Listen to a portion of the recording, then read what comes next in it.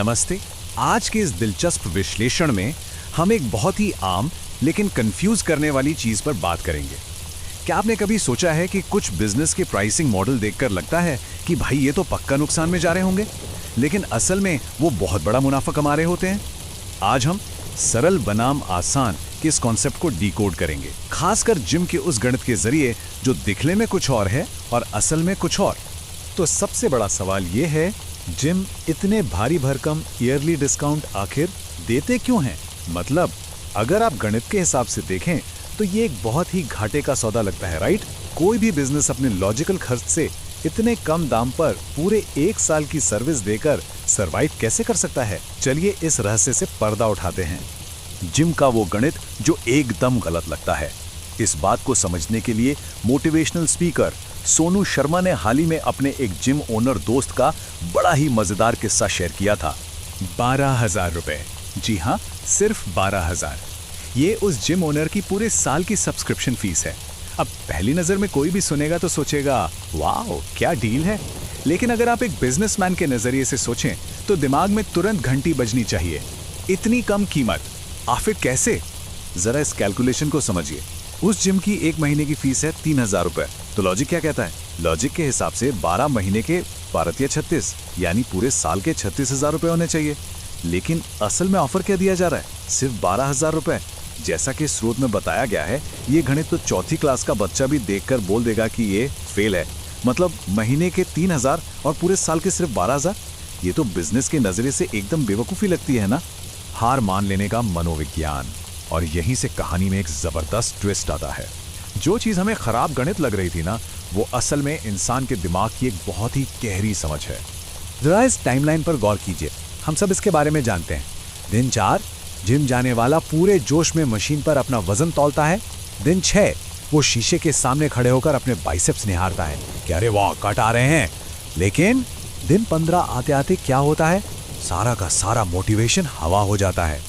स्रोत के मुताबिक जिम ओनर ये बात बहुत अच्छे से जानता है कि लोग मुश्किल से 12 या 14 दिन ही जिम आते हैं। उसके बाद पूरे साल वो शक्ल तक नहीं दिखाते।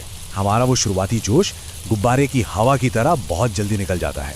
व्यवहार से चलता है व्यापार, या मुनाफे का जो असली खेल चल रहा है ना, वो एकदम अलग लेवल का है। जिम असल में कोई नुकसान नहीं उठा रहा, बल्कि ये बिजनेस मॉडल इस पक्की भविष्यवाणी पर टिका है कि इंसान लगातार किसी काम को कर ही नहीं सकता। हमारी इसी इनकंसिस्टेंसी, इसी अनियमितता को एक सुपर सक्सेसफुल बिजनेस मॉडल में बदल दिया गया है। इन 2 अलग अलग सच को देखिए। एक तरफ कस्टमर है जो ये सोचकर फूला नहीं समाता कि उसने तो भाई पूरे साल की फिटनेस के लिए 12,000 दिए हैं। उसे लगता है उसने दुनिया की सबसे बेस्ट डील क्रैक कर ली। लेकिन दूसरी तरफ बिजनेस की असली सच्चाई कुछ और ही है। जिम ओनर को बहुत अच्छे से पता है कि वो पूरे साल का पैसा नहीं ले रहा है। वो तो कस्टमर के उन शुरुआती 15 दिनों के उत्साह का पैसा वसूल रहा है। 15 दिन के 12,000 रुपए। अब सोचिए बिजनेस के नजरिए से ये कितना बड़ा मुनाफा है। सरल है पर आसान नहीं। अब ये पूरी कहानी सिर्फ एक जिम तक सीमित नहीं है। ये पैसे कमाने और एंटरप्रेन्योरशिप से जुड़ा एक बहुत बड़ा लेसन है। सोनू शर्मा जी का ये कोट इस पूरी बात को एकदम सटीक तरीके से समझाता है। पैसे कमाना एक बहुत ही सरल प्रक्रिया है, लेकिन ये आसान नहीं है। देखिए, इसके पीछे का सच ये है कि पैसा बनाने का जो लॉजिक है, जैसे कि इंसानी फितरत को समझना और उसके हिसाब से प्लान बनाना, वो बहुत सिंपल और सीधा होता है। लेकिन क्योंकि इसे लागू करने के लिए लंबे समय तक टिके रहने वाला अनुशासन चाहिए होता है, इसलिए इसे असलियत में कर पाना बहुत मुश्किल हो जाता है। सिंपल और आसान के बीच का यही वो फर्क है जो गेम चेंजर साबित होता है। तो इस पूरी चर्चा से हम क्या सीखते हैं? पहला, बिजनेस हमारी इनकंसिस्टेंसी से मुनाफा कमाते हैं। इंसान की जो आदतें छूट जाती हैं, वही किसी और का बिजनेस मॉडल बन जाती हैं। दूसरा, वो जो शुरुआती जोश होता है ना, वो शायद ही कभी टिकता है। किसी भी काम को जोश में शुरू करना बहुत सिंपल है, लेकिन उसे बनाए रखना आसान नहीं है। और तीसरा, सक्सेस के लिए लगातार डिसिप्लिन चाहिए ही चाहिए। और ये बात सिर्फ जिम जाने वालों पर ही नहीं, बल्कि हमारी जिंदगी के हर हिस्से पर लागू होती है।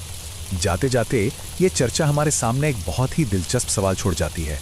क्या आज के मॉडर्न बिजनेस मॉडल किसी प्रोडक्ट की असली वैल्यू पर ज्यादा टिके हैं, या फिर हम इंसानों के अनुशासन की कमी पर? आज जो बातें हमने डिस्कस की हैं, शायद वो हमारे आसपास के बिजनेस को देखने का नजरिया ही बदल दे। जरा सोचिए, हमारे चारों तरफ जो सिस्टम बने हैं वो किस हद तक हमारी साइकोलॉजिकल कमजोरियों का फायदा उठा रहे हैं। ये एक ऐसा सवाल है जो वाकई दिमाग की बत्ती जला देता है। इस विश्लेषण में हमारे साथ जुड़ने के लिए आपका बहुत बहुत शुक्रिया।